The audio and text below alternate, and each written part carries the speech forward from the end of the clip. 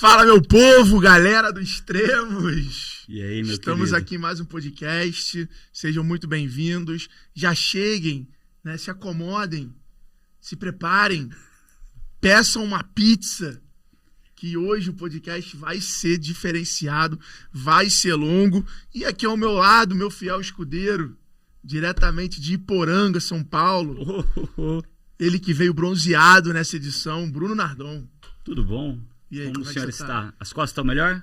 Deu uma melhorada, já consegui praticar ali um wake surf nesse final de semana. Estamos voltando. O Will, físio. O Will Físio, você é um Tamo mago, junto, Will. o mestre dos Tamo magos. Melhorou a minha perna e as tuas costas. Olha que maravilha. Exatamente. Monstro. E aí, o convidado de hoje é bacana, hein? Esse cara é legal, viu? Vou te falar, que história. Mas deixa eu te perguntar antes disso. Você conhece a Salesforce? Conheço, você sempre apresenta aqui pra gente, mas quem tá lá, será que conhece?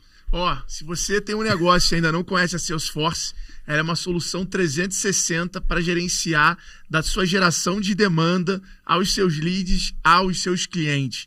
Então, não deixe de conhecer mais sobre o trabalho que a Salesforce, que a tecnologia deles pode ajudar o seu negócio a gerir melhor a sua carteira de clientes. Eles têm uma solução 360 da aquisição ao relacionamento. Não é isso, Bruno Nardon? Exatamente, meu querido. Conte para a gente, quem é o convidado que hoje veio de longe, saiu do sol e veio para a chuva, Cara, em São Paulo? Ele é um cara que hoje ele mora em Campinas, mas já morou muito tempo em São Paulo, ele é daqui de São Paulo. E, cara, antes de estar onde ele está hoje, ele tem uma história super bacana lá na Ambev. Viajado ele, né? Tocava tudo que era não alcoólico, até onde eu entendi, né?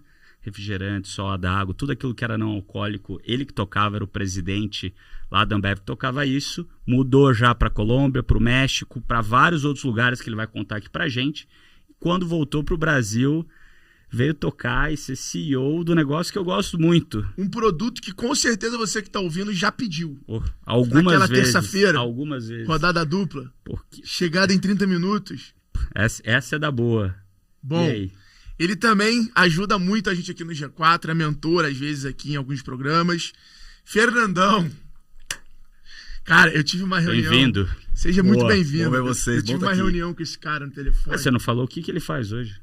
Hoje ele nada mais, nada menos é do que CEO da Dominus. Então você que está assistindo aí esse podcast, já mete-lhe a mão no telefone, entra no app e já pede aquela pepperoni com catupiry, que é uma coisa de louco.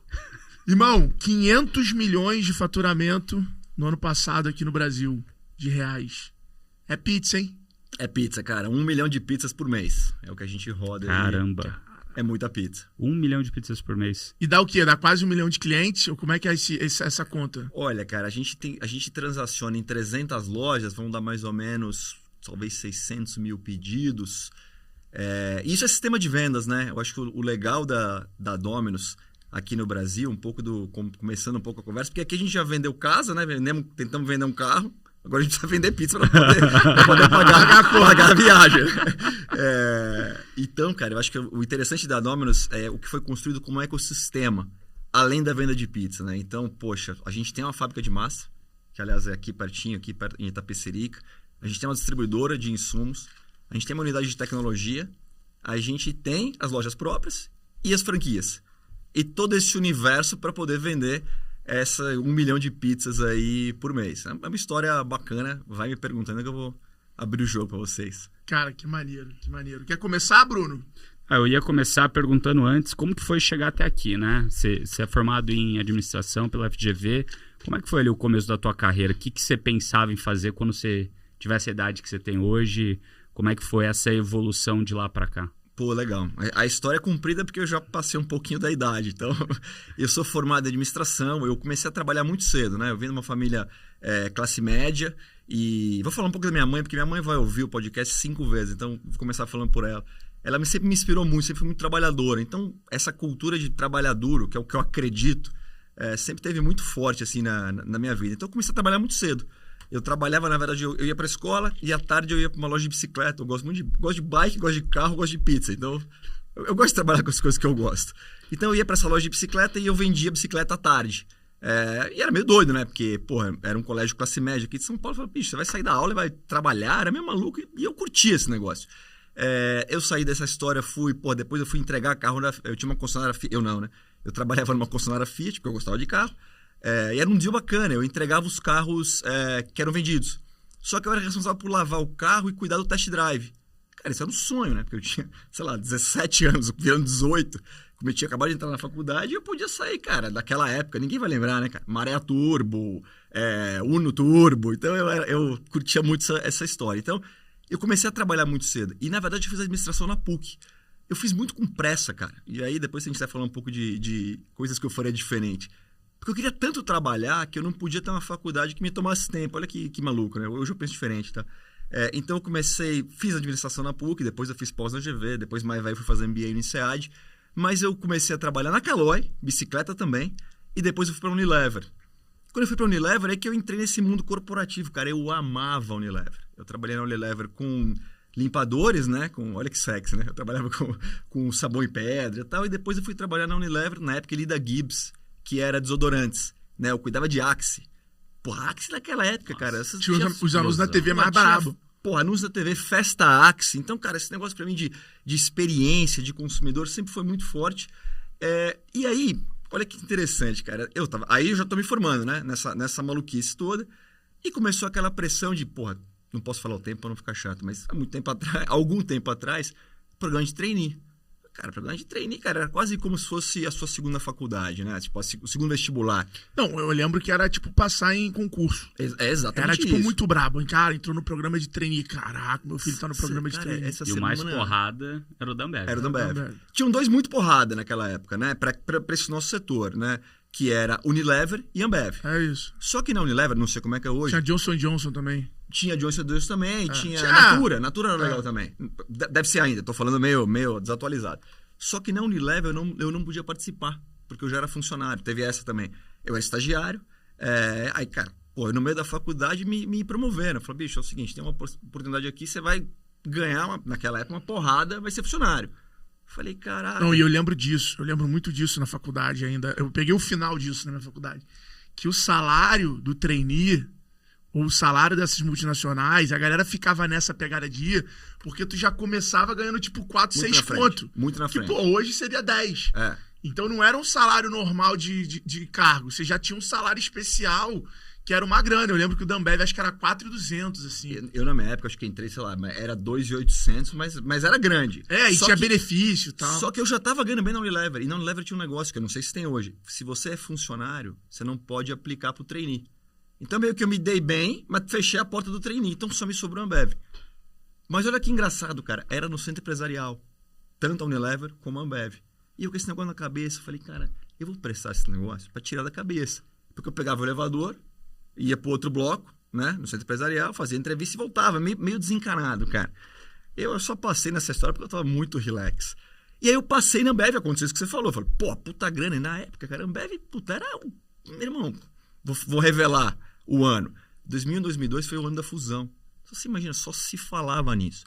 Tanto que eu passei e falei, mas eu gostando do Unilever, cara. E ganhava bem, né? Como eu te falei, ganhava bem. Acho que eu não vou não, cara. Porque aqui é bacana, construção de marca, pegada de consumidor. Só que o negócio tava tão boom que naquela época o meu chefe falou, bicho, você passou na Ambev? Tipo, meu irmão... O teu chefe da Unilever. Da Unilever. Aí eu na sala, assim, né? Falei, cara, onde é que esse cara vai? Falei, não, porque esse negócio, tá todo mundo falando, a fusão, que oportunidade. Será que é oportunidade mesmo? Aí o cara falou assim, não, e cara, inclusive, se você for lá e não gostar, você tá sempre de portas abertas, a gente gosta de você. Nossa. Cara, então acho que eu vou, né? Eu não queria ir, mas dado as circunstâncias... Na verdade, o chefe fez o papel de líder, né? Ele fez o papel de líder, cara. Ele não ficou olhando pro dele e olhou pro crescimento. Cara. Foi uma puta conversa aberta. E assim, eu conto essa história de maneira tão positiva... De novo, não sei como é a cultura hoje, mas uma puta cultura legal. Porque hoje eu falo bem da Unilever, depois de, muitos anos. E eu sinto, cara, saudade da época que eu trabalhava lá. Bom, conclusão, foi assim que eu entrei na Ambev como trainee. Como você falou, meu irmão, era na época, cara. Tá doido. Tirou o bilhete da loteria. E aí eu comecei a carreira lá. E aí? Quando você passou, você ligou pra quem? Primeira pessoa que você ligou quando você passou? Cara, sem dúvida, acho que foi pra minha mãe, cara. Porque, na verdade, quando eu passei, no dia que saiu o resultado, eu só tinha feito um. Então foi meio doido isso, né? Porque, de verdade, eu acho que muito de eu estar tranquilo e etc. Fez eu passar. Só que na hora que eu recebi o negócio, eu falei, eu não vou.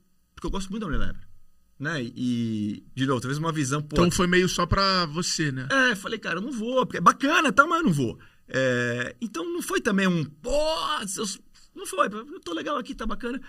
E no final eu acabei indo. Acho que foi um processo, não foi do dia pra noite. Claro, naquela época, pô, você também falar que não vai, o cara ficava doido. E eu fiz esse papel na Ambev depois, né? Depois que eu tava no papel de aprovar trainee. Porra, alguém não... Como assim não vai, cara? Fizemos aqui um funil desgraçado pra você conseguir entrar e você não vai. Então tinha isso também, né? Então eu ia lá na Ambev, conversar com as pessoas pra... Quando você ameaçava não ir... Não tem essa de não ir, cara. Peraí, deixa eu te mostrar o que é. Quando eu cheguei no grupo, eu falei, meu irmão, agora ferrou, cara. Porque naquela época entraram 15 pessoas. Então eu leva pro lado, cara. Os caras, engenheiro não sei da onde, cara da NASA. Meu irmão, ferrou, cara. A única chance de eu me diferenciar dessa galera é com o que eu já tenho de trabalho. Porque essa galera não entregou o carro na Fiat, essa galera não gostou do bike à tarde. Então, assim, a única coisa que eu posso fazer aqui é, cara, trabalhar 3 vezes mais para tentar, né, fechar esse gap. E aí eu tomei uma decisão que eu acho que foi muito inteligente na época, eu fui pro anti-Pareto. Tipo assim, o mundo tava indo para um lado, eu falei, meu irmão, eu vou pro lado que ninguém tá indo, porque é o meu caminho, é a minha chance. E como a Unilever era muito uma visão de supermercado, porque era um produto de bem de consumo, e era, porra, estamos falando de 20 anos atrás, qual é o único canal que existe? Cara, supermercado. Então, a minha cabeça de construção de marca, de varejo, estava em cima do supermercado. E a Ambev era o contrário, cara. Porque, porra, naquela época, o volume de cerveja era bar no Brasil. E a rentabilidade estava em bar. Então, assim, ninguém queria saber dessa hora do supermercado com razão. Eu falei, cara, tá ali, é ali que eu vou, cara. É ali que eu vou tentar mostrar para esses caras o que eu tenho na Unilever. Porque competir com a turma, né, no intelectual, no repertório de faculdade, eu não vou conseguir. E foi o que eu fiz, cara. Então eu fui... Então assim, pô, a turma queria morar no Rio. Óbvio, eu falei, não, eu vou morar em Fortaleza. Porque naquela época, por alguma razão, ninguém queria. Eu falei, pode me dar que eu vou. E aí eu fui, cara, nessa brincadeira do anti-Pareto, que a gente chama, né? Eu fui sempre na paralela construir um negócio que ninguém tava vendo. E acabou que eu, naquela ocasião, né? Eu fui o primeiro deste grupo de você tinha mais visibilidade, né? Porque você ia pra Fortaleza e ia menos gente. Aí no Rio tinha 10. Velho, você matou o ponto que eu falei assim, cara, quantos treinistas estão no Rio? 6. Em São Paulo, pô, 4. Beleza, eu sou o maluco que tá lá. Pô, só que eu tinha acesso a falar com o cara que hoje eu adoro, que foi meu chefe, depois a gente se encontrou na Colômbia e tal, muito mais do que os outros tinham. E esse negócio foi se provando vencedor ao longo do caminho. Então, eu fui, cara, crescendo. E eu não tinha ideia, cara. Quando eu saí da Unilever, até pelo papo com esse meu gestor, eu falei, cara, eu vou entender o que tá rolando nessa parada, eu vou aprender e depois eu volto, eu vou fazer outra coisa. Eu nunca imaginei que ia ficar 20 anos, cara. Mas as coisas foram, né, acontecendo. A minha história foi muito parecida. Pois é, porque você... Era esse lance. Eu nunca fui eu sempre fui esperto, mas nunca gostei de estudar. E aí eu falei, cara, eu preciso me diferenciar com alguma coisa. E aí eu percebi isso. Falei, cara, eu vou fazer o que ninguém tem saco de fazer. Vou fazer o que ninguém quer fazer e vou ter que fazer mais do que eles fazem. E aí fui para esse jogo. Como eu tinha sido atleta, então já ajudava muito, porque já estava acostumado a fazer o que não queria. Pô, acho que, sei lá, mais de 100 dias eu cheguei no Fluminense, louco para jogar, para treinar, e o cara falou, 2.000 metros aí, 3.000 metros. Então eu já estava acostumado a fazer o que, porra, eu não queria. Eu acho que essa disciplina é um diferencial, cara, porque, de novo, você tem que entender aonde você pode, e hoje eu tenho isso muito na cabeça, aonde você pode gerar valor. E o programa de treino naquela época também te dava uma certa ilusão que você era o super-homem. Então você falava, tô muito confortável, eles vão me treinar, vão me colocar no corporativo. Esse era o básico. Mas peraí, cara, se eu também não chegar e não mudar alguma coisa do ponto A pro ponto B, ajudar esses caras a ver o negócio do supermercado, ajudar em Fortaleza que ninguém quer ir, eu não tô ajudando a empresa. Então, desde cedo eu fui nessa e eu acabei virando gerente na frente de todo mundo, que era meio improvável, dado o cenário competitivo, em Fortaleza. Pô, aí saí de Fortaleza e fui pra Campinas. Eu morei em Campinas antes de estar morando agora, sei lá, 1 ano e pouquinho. Por isso que eu acho que tem uma relação especial. Mentira, tem uma relação especial porque eu conheci minha esposa lá também. Então, Campinas tem um... Agora tu se salvou. Agora tu se salvou. Não, a minha mãe... A mãe vai ouvir e vai falar pra ela. Minha mãe vai ouvir 10 vezes. E minha mãe tem um papel fundamental na minha formação. Agora, assim, daí em diante, meu irmão, eu falo, eu sou só um corpo. Minha esposa é a alma dessa parada. Quanto tempo de casado? 20. Ih, cara, então faz uma pergunta dessa aí, eu vou ter que olhar a aliança. A gente vai fazer 18 anos de casado, cara. E quantos juntos? 18 e um mês. Não, acho que a gente deve ter uns 19 e pouquinho, 20, cara. Mas a minha esposa, assim, real, Aliás, isso é uma oportunidade de negócio pra gente olhar, cara.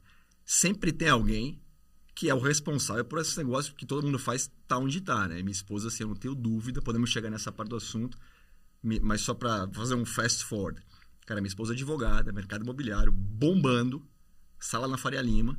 Eu lembro que as crianças iam, né? Tinha aquele negócio de, você vai passar por isso, tem um dia das crianças, você leva as crianças iam no meu escritório na Ambev, um monte de computador, eu falei, pai, que lama, né? Essa cadeira sua desgraçada, é a mamãe, meu irmão.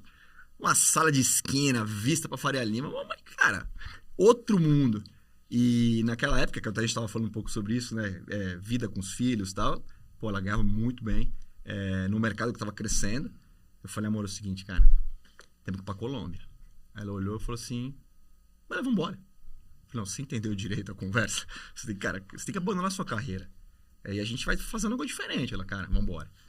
E assim, eu falo essa história porque assim, se não fosse ela, nesse vambora, e se não fosse aguentar o que ela aguentou, cara, a gente não ia estar tendo, sei lá, talvez metade dessa, 80% dessa conversa. E depois foi a ideia do MBA. Falei, amor, é o seguinte, eu acho que eu vou estudar fora.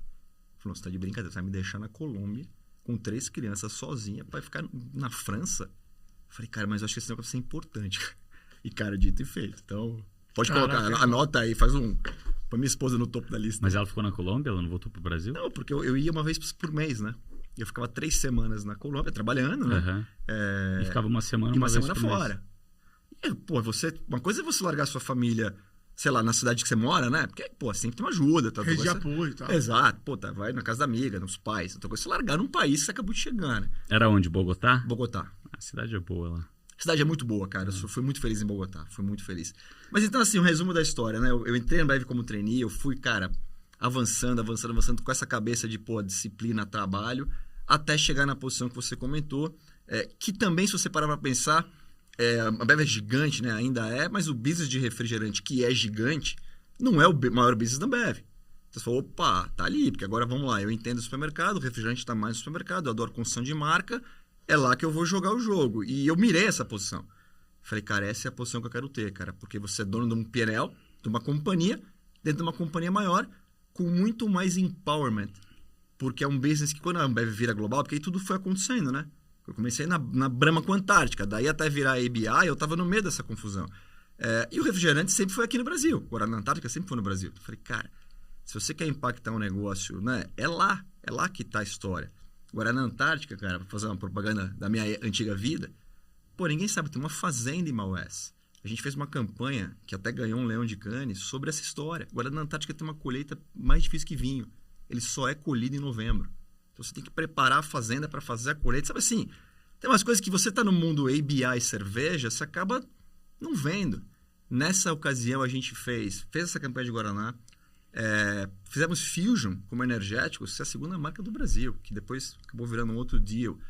Compramos do bem do nosso brother Marcos Letta. Pô, eu lembro desse deal, eu no Rio de Janeiro, atrás da igreja, com ele com um cheque na mochila, falando, bicho, a gente tem que fazer esse negócio. Então, assim, você tinha uma oportunidade, mesmo estando numa empresa tão grande, de fazer o que hoje eu tenho mais consciência, que é o que eu curto fazer, entendeu? Que é, cara, impacto e conseguir ver que tá indo do ponto A para o ponto B. E aí, só para dar um gancho pro resto da história, foi muito interessante, cara. Depois desses 20 anos, né? Aí estamos falando de, sei lá, 15, 16 anos. Eu fui fazer uma palestra na GV e o papo era exatamente esse. Pô, que legal a carreira planejada, né? E eu meio me gabando, não, porque eu sempre pensei em cada movimento. Foi meio verdade. Tudo bem que a gente só conta o que deu certo. O que deu certo. Mas eu realmente tinha na cabeça sempre o próximo movimento. Cara, eu vou chegar lá. Eu vou pegar esse negócio do refri agora, eu vou pegar essa diretoria agora. E ia funcionando muito bem. Obviamente não por mim, mas porra, pelos times, pelos chefes que eu tive, pelas oportunidades e tal. E aí uma menina terminou a palestra. Porra, a menina levantou a mão. Falou, cara, vem cá. Pô, legal, né? Você sempre planejou e foi vendo como é que você fazer para chegar lá. E agora? Qual é o seu próximo passo? Meu irmão me deu um tilt esse dia. Falei, cara, eu não sei, porque no final eu cheguei onde eu tinha desenhado chegar, nesses, sei lá, 15, 20 anos. Me deu uma sensação meio, cara, e agora, velho? Porque a Ambev que eu entrei não era a Ambev que eu tava, entendeu? Já tinha virado um negócio gigante. E eu curti essa vida do refri porque ainda era um negócio... né? Startup. Com um cara o mais próximo possível disso. Falei, cara, e agora, velho? E aí que eu fui pra Colômbia. Então aí o mercado do Brasil meio esquisito, as coisas meio... Estamos falando aí de 2017, assim. E esse meu primeiro chefe... Aí que a vida é maravilhosa, né, cara? Depois que a gente vai ficando velho, a gente vai percebendo. O meu primeiro chefe de Fortaleza, que foi o cara que eu fui lá, né, que ninguém queria ir, ele tinha acabado de ser promovido quando teve a fusão SABMiller com o ABI. O que acontece, né? O SABMiller com o ABI cria um mundo cervejeiro diferente, onde a SABMiller tinha a África como um país principal e a Colômbia, Peru e Equador. E esse cara, ele vai tocar essa operação, Colômbia, Peru e Equador.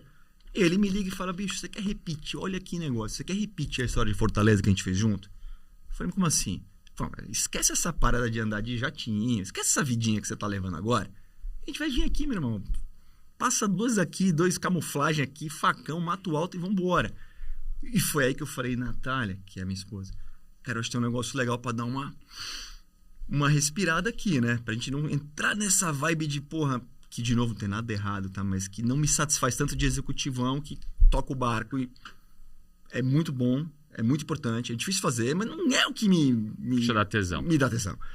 E esse negócio aí, cara, trabalhar com o Moreira de novo e meio que sem saber, sem ter cargo, sabe assim? Você sai de um puta cargo, diretor estatutário da Ambev, novo pra caralho. Mas no final você vê que não tava assim, eu não tava no meu máximo potencial como pessoa. E aí eu fui pra Colômbia. Aí junta todo mundo, 3 crianças, cara, meu irmão, vambora pra essa Colômbia ver qual que é. Nessa ocasião, também pela proximidade com ele, falei, é o seguinte, eu venho, a gente vai fazer o que tiver que fazer. Não tem mais nenhuma das regalias que eu tinha no momento. Até foi muito engraçado, cara. Quando eu cheguei, me deram um carro blindado, motorista e tal. Falei, opa, tá tão mal, né? Sentei aqui, de repente, cara, deu 15 minutos, veio a secretária e falou, cara, desculpa, é que agora no modelo novo não tem mais carro nem motorista. Você pode devolver a chave? Eu, pô, mas como é que eu vou andar, cara? Então você fala, cara, esse modelo novo. Você vai levando umas patadas que, pô, na hora você fica triste, mas depois você fala, cara, como foi importante eu ir desmontando isso para depois me remontar, né? Me reconstruir. Então, cara, Colômbia, nesse momento eu decido fazer em SEAD, com a ajuda de um amigão meu que fez Stanford, falou, cara, eu vou te ajudar, cara, vai fazer esse negócio, acho que vai ser legal. Tem uma visão hoje, talvez diferente de MBA, podemos falar sobre isso. Fiz em SEAD, combinando com esse cara, eu falei, eu venho, quebro faca, eu fico sem carro, faço o que vocês quiserem. Eu preciso estar na França 1 semana por mês, porque eu quero estudar, eu quero entender o que está rolando. No INSEAD, minha tese de mestrado foi Private Equity e Middle Market, porque eu falei, cara, eu gosto desses negócios meio médio virando grande. Como é que eu faço um negócio pequeno ficar melhor? Como é que eu melhoro a vida das pessoas? E eu vou lá e, cara, ou pelo menos tento, né? Dar uma porrada e mudar alguma coisa. No meio dessa confusão, eu fui pro México. No México, uma história muito interessante, parecida com essa, porque eles dividiram o México. O México é grupo modelo, né? Para quem não sabe, o fabricante da Corona. A Corona no México não é super premium, né? Corona no México é o equivalente à Skol, é a cerveja. Que loucura, cara. Porrada, core, né? Que eles chamam. A proposta do México é a cara do que a gente está falando, porque é o seguinte, Fernando, você tem que vir aqui, porque a gente vai separar os negócios. A gente vai criar um business unit de cerveja premium. Por quê? Porque o modelo de ir para o mercado é outro. Né? Construção de marca premium é diferente. Né? Você constrói em on-premise, em bar, em restaurante, experiência, todas as papas que a gente gosta de ouvir, né? E de fazer. Então, você vai ter, talvez, sei lá, 15% do que era o negócio, né? Do modelo na sua mão, só que você vai ser responsável por 100% do crescimento. Meu irmão, isso aí é minha cara. Aí, Natália, temos um negócio, uma situação aqui. Tem que juntar todas as crianças de novo aí, vamos pro México. Vamos embora pro México. Ela é 10 vezes já mais... fala espanhol, já? Né? Já tá resolvido. Só o sotaque que muda. E ainda eu vou mais na dúvida. Eu falo, cara, eu tô pensando, não, nem pensa, cara. Vamos embora, vamos lá, vai pra lá, vamos ver um apartamento bacana, vamos lá. E aí eu fui pro México fazer essa divisão, que, de novo, puta empresa gigante, mas a minha oportunidade de fazer a minha startup lá, vamos dizer assim. Só que aí passou o tempo, foi super bem sucedido, bem bacana criar isso. Mas aí chegamos na pizza, né? Veio a história da Domino's no Brasil. E a Domino's no Brasil é um investimento de private equity que eu tava com esse chip instalado, né?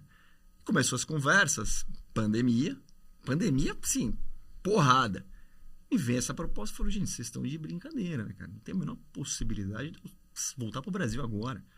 E aí começa aquelas coisas de empresa, minhas ações, não sei o quê, meus planos, opções, aquelas maluquices de empresa grande que você não sabe nem calcular, né, cara? Você tem que ficar puxando de site onde é que tá tudo. E minha mulher já falou assim, o quê? Vambora, vai ser legal, isso aí vai ser legal. falei, Jesus. Tem que gravar os extremos com a Natália. Tem que gravar, cara. Tem que chamar ela aqui, para contar o outro lado, né? O lado B. Outro dia ligou o Red Hot e falei, vem cá, você quer falar com a minha mulher, cara? É tão mais fácil, porque assim, quem resolve as coisas aqui em casa é tudo ela, cara. Minha carreira, tudo. Enfim, aí, cara, veio essa proposta. É uma tese bem legal, se vocês quiserem a gente discute um pouco. A gente, ao longo desses 3 anos já, a companhia dobrou de tamanho, tem sido uma puta experiência, um relacionamento com o fundo maravilhoso, voltar para o Brasil, cara, conhecer gente que nem vocês, assim, cara, não tem preço. Então, assim, tentei resumir, sei lá em quanto tempo aí. Não, mas pode falar. Foi sensacional, tá cara. Sensacional. Cara, uma história, é interessante isso, né, o que você falou de não ser, de sempre não seguir a manada. Eu acho que essa que você falou também, mas eu acho que esse é o truque que pouca gente percebe, né? Todo mundo quer ir com a manada, fazer o que tá todo mundo fazendo e não perceber que talvez fora da onde está o foco tem muita oportunidade, talvez maior agora, né? Você tem que pagar o preço também. Às vezes não e tá disposto a não seguir esse caminho para você conseguir render mais frutos. Às vezes acho que o nego nem quer. Acho que a galera nem quer. Acho que no final do dia a galera vai. É aquele lance da manada quando te carrega no show, sabe? Você nem queria ir para aquele palco e quando você vê se muita gente estiver vindo, você vai junto. Eu acho que tem um pouco disso. Acho que a galera não pensa. Então, acho não que toma é decisão. Ponto, né?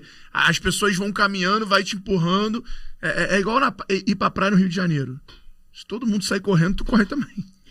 Cara, a zona de conforto sempre é mais fácil, né? Você sair dela é muito difícil. Essa foi boa, vai. Não foi boa, mas assim, no fim do dia, quando você entrou também como treino, você era um pouco mais velho do que o resto da turma. Pelo fato de você já ter trabalhado. Não era porque... Era só porque você tinha começado a trabalhar. É só porque eu tinha sido efetivado antes. Então eu tinha uma caixa de ferramentas. Talvez porque eu comecei a trabalhar, de novo, o negócio da bicicleta. Eu tinha uma caixa de ferramenta diferente. E eu acho que foi legal poder usar isso na hora certa. Eu senti um gap de repertório, da galera mais, talvez, da parte de formação da graduação. Porque eu fiz a faculdade um pouco, né, assim... As coxas. Eu ia usar essa palavra, talvez tenha sido isso. Depois eu fui tentando corrigir. Mas fala sobre isso aí, você falou que ia falar mais sobre isso. O que mudou dessa tua cabeça da época para hoje em dia sobre faculdade? Cara, minha cabeça foi mudando muito, cara. E assim, hoje eu acho muito legal você poder olhar para trás com os aprendizados e falar, olha, tem alguns pontos aqui que eu teria feito diferente. Eu tive muita pressa naquela época, porque eu achava que eu ia me diferenciar e funcionou. Pelo trabalho. Então, assim, eu não posso, naquela ocasião, fazer uma faculdade integral, porque eu não vou conseguir fazer o que eu estava fazendo já de trabalho. Hoje, e aí o tempo vai passando, talvez se eu tivesse me dedicado um pouco mais, eu vejo um negócio hoje muito importante, muito poderoso, que é o networking. Mas não um networking babaca de conhecer alguém para tirar uma vantagem. Você tem um networking consistente, falar, quem que eu posso ajudar aqui? Quem que pode me ajudar naquele momento? E eu acho que uma boa formação diferencia as pessoas nisso. Nada contra quem não tem. Eu acho que os dois mundos se completam. E depois, entrevistando os trainees na Ambev, né, já fazendo um outro papel, porque todos os trainees, a última etapa era sempre com o Mancon, né, com os vice-presidentes. E a gente tentava montar essa diversidade. Um cara que era muito bem formado e um cara que tinha uma história, ou uma cara que tivesse uma história diferente para essa turma se misturar. Então, eu vejo... Antigamente, eu não via esse valor. Falei, cara, esse negócio de faculdade não presta para nada. Hoje eu sei que presta. Porque, talvez algum amigo seu da faculdade pode ser um parceiro seu de negócio. Não naquele momento, mas lá na frente. Você não pode desperdiçar essas coisas que vão aparecendo ao longo da vida. Porque, no final, são essas alianças que vão te construindo. Não é só o seu salário ou só o seu trabalho. É muito mais. A gente está aqui hoje, cara, não dá para valorizar o papo. Não tem valor. Mas são essas coisas que contam no nosso dia, entendeu? E como que você vê assim, olhando para trás, esses 20 anos depois a gente fala mais da Dominus, a cultura da Ambev, a Bembev, ela é muito intensa, né? E nessa época que você entrou, acho que era ainda mais do que hoje em dia, né? Você fala ainda, vou lá, vou mudar para tal lugar, para outro lugar, as crianças vão junto, fala espanhol. Minha esposa foi a mesma coisa, né? Eu acho que você conhece, né? Meu sogro, eu já tinha te contado essa história. Meu sogro também era da Ambev, mas... lá de trás, sei lá, 1980 ou 70, ela vai cacetado, quando ainda era só Brahma, né? E levou elas, arrastou para tudo quanto é canto do mundo, para Venezuela, Rio Claro. A história se repete. É igualzinho, né? O cara que cresce lá dentro é o cara que vive a Ambev. É isso. É o cara que se muda pelo menos 3 vezes. O que você vê, assim, de pontos positivos da cultura e como ela foi mudando ao longo dos 20 anos que você teve lá E conta algumas histórias engraçadas aí também, que você deve ter vivido muita história interessante, engraçada no meio do caminho. Vamos começar da parte filosófica, a gente cai na parte da vida real. Primeiro que cultura, cara, eu acho que é um dos negócios mais importantes do mundo corporativo e não tem regra, entendeu? Então a cultura da Ambev era muito forte naquela época e servia para quem tivesse a fim de jogar aquele jogo. Então às vezes assim, você é maluco. Não, cara, eu me sinto bem jogando esse jogo. Pode não funcionar para o vizinho que está em outro lugar, que é um negócio mais talvez de formação, de investimento em treinamento. As coisas são diferentes. É que nem casamento, cara. Você escolhe o seu, você é muito feliz nele. Se você tá ficando frustrado, ou aquele negócio tá te drenando, não funciona para você. Eu falo isso hoje não, cara, ninguém é proibido. Cara, a gente vai trabalhar duro, é difícil, a gente vai acertar, vai errar. O que não pode, ir embora para casa frustrado. Sua família não merece você sentado na mesa de jantar frustrado. Cara, isso é inegociável, meu irmão. Aperta o botão e tchau. Então, quando a gente fala, era difícil. Cara, se o cara tá lá, é o jogo que ele tá jogando, não tá difícil, é o que ele tá buscando. Então, eu acho que é uma cultura de altíssima performance e hoje faz muito sentido. Quando você olha o que foi construído lá atrás, se não fosse assim, não teria sido construído. E quanto mais a gente se envolve com private equity, com teses de investimento, mais faz sentido. Como é que eu junto duas companhias e faço gerar valor? Essa é a pegada, cara. E gerar valor para aquele momento tinha que ser muito rápido. Então, eu olho essa história para trás como um case assim, cara, de muito sucesso. Não significa que seja a única forma, ou a forma correta. Mas a gente com uma cabeça muito rápida, uma cabeça muito interessante, que assim, cara, não importa de quem é o problema, importa que é o problema. Vamos sentar e resolver. E um negócio que eu adoro, cara, não tinha reunião na Ambev. E é muito engraçado você poder ver isso hoje no mundo externo. Não tinha reunião para falar coisa boa. Falar coisa boa era perder tempo, cara. Coisa boa eu já vi, cara. O volume tá andando, já vi. Me conta as cagadas, cara. Onde é que eu posso ajudar a meter a mão? O que não tá funcionando? Então, às vezes eu faço uma reunião e falo, olha, eu vou começar com esse slide aqui, cara, isso aqui tá tudo uma merda. Os caras acham que eu sou maluco. Falo, cara, mas fala o que tá bom. O que tá bom as pessoas já sabem. Eu preciso falar o que eu preciso de ajuda, que não vai andar. Eu preciso dar um sinal pro conselho que aqui não vai andar. Muito insight. Então, assim, esse negócio da cultura, primeiro, eu acho que é isso, cara. Você não precisa se adaptar. Você tem que estar se sentindo bem nela. E eu tava aprendendo pra caramba. E hoje eu vejo que muitas das ferramentas que eu tenho disponível vem de lá, assim como fui complementando com outras. Então foi uma fase muito legal. Conforme a empresa foi ficando maior, ela tem que ir mudando. E aí você coloca, Estados Unidos na jogada, é outra conversa, é outro mercado. Aí você me perguntou uma história interessante. Quando eu fui para a Colômbia, eu fui para a Colômbia para fazer a integração das companhias. Falei, bicho, é o seguinte, comprou a Sabimiller, cara, precisa chegar aqui, cara, precisa arrebentar. Legal, vamos embora. Primeira coisa que eu chego lá, que é um pouco cultural, e hoje eu já vejo que não é assim. Fala, bicho, é o seguinte, cara, pega os seus amigos brasileiros ou amigas e traz a renca pra cá pra gente resolver essa história rápido. Falei, beleza, faz sentido. Mas só um minutinho, cara. A Colômbia, dado real daquela época, tinha 98% de share de mercado de cerveja. 98%. Aí você fala, não, pera só um minutinho, cara. Eu chego num país que os caras conseguiram ter 98% de share e eu não me dou o trabalho de aprender com o time aqui o que eles fizeram. E eu chego com um monte de gente desavisada que não sabe falar espanhol para tentar resolver, isso está errado. E, de novo, tinha uma parceria muito bacana com o meu chefe que tinha me levado. Eu falei, cara, vamos ficar com a equipe local. Foi a melhor decisão da vida, cara. Porque não só eu refinei meu espanhol decentemente com os colombianos, como os caras me contaram um monte de coisa. Falaram, não, isso aqui é assim por causa disso. A marca foi construída assim, um repertório completamente novo. Então, você vê que assim, a cultura vai se adaptando, né? Porque aí isso já começou a virar uma máxima. Falando, não, peraí, cara, não chega quebrando tudo não, vai dar errado. Chega, entende a cultura local, tira proveito do que já existe, um pouco menos. Você vai ficando muito grande. Contexto, né? Busca os contextos só pra você saber. Uma coisa é uma empresa, cara, de 100 milhões vira 500. O que às vezes você tá olhando pro slide ali e não tá entendendo o porquê, tem um porquê por trás. Tem um porquê por trás, tem uma galera que ninguém, cara, assim, numa empresa desse tamanho, com um case de sucesso, ninguém tá de sacanagem. Alguém construiu aquilo por alguma razão. E, de novo, cara, as empresas, elas vão crescer. A empresa é que nem criança, cara. Bom a gente falar esse papo de criança. Vai crescendo, é diferente, cara. Cara, do 1 ano pro 2 muda tudo. Depois, cara, do 15 pro 16 é outro trabalho. Cara, totalmente diferente. Então, a ideia foi crescendo muito. As coisas que funcionavam lá atrás, talvez não façam mais sentido agora. O mundo mudou pra caramba. O consumidor mudou. Deixa eu te contar outra história bacana, cara. Eu falo isso, mas a Ambev mudou. Mudou porque o contexto mudou. Eu ia fazer negociação no supermercado, cara, old school. Eu chegava lá, cara, a gente brigava quase brincando, que era o estilão, né? Todos os supermercados lá do Rio de Janeiro você conhece bem. E aí dava 2 porradas na mesa, depois dava um abraço, etc. Eu falei, meu irmão, você não tá entendendo, cara. Precisa cair escola do teto aqui, meu filho. Pelo amor de Deus, não pode ter nada que não seja escola do estacionamento até o depósito. Cara, hoje em dia... E era, uma jogada agressiva, né? Você ganhava muito mercado, era uma técnica de vendas. Você encheu o depósito do cara, era uma técnica de vendas. Hoje em dia o consumidor tem um empório muito maior. Se ele chega no supermercado e não tem a cerveja que ele quer, não é que ele fala, eu vou pegar essa aqui que está na minha frente. Não, meu amigo, ele já foi no site, ele vai em outro lugar, ele vai entregar em casa. Então, o mundo mudou, as empresas mudam, os contextos mudam e a cultura tem que acompanhar. Mas voltando assim, cara, de caso engraçado, esse da Colômbia ele é quase tragicômico, né? Porque eu podia ter feito o contrário e ter quebrado a cara. E, cara, tem muita história da parte antiga, é muito bacana. Hoje a gente brinca, cara. A gente andava de carro sem ar-condicionado. Eu tinha um Celta do Guaraná Antártica verde, cara. Era uma desgraça. Então, às vezes, hoje a gente vai viajar e hoje passa por uns momentos, mas fala, vou alugar um carrinho melhor, né? Vou andar num carro mais bacana aqui nessa cidade. E fala assim, não, cara, eu vou andar porque assim, eu andei naquele raio daquele Celta do Guaraná, 6 anos da minha vida, cara. Cara, minha camisa molhada pra ir fazer reunião no Rio de Janeiro, cara, eu levava 5 camisas. Era a camisa de manhã, a camisa da pós-almoço.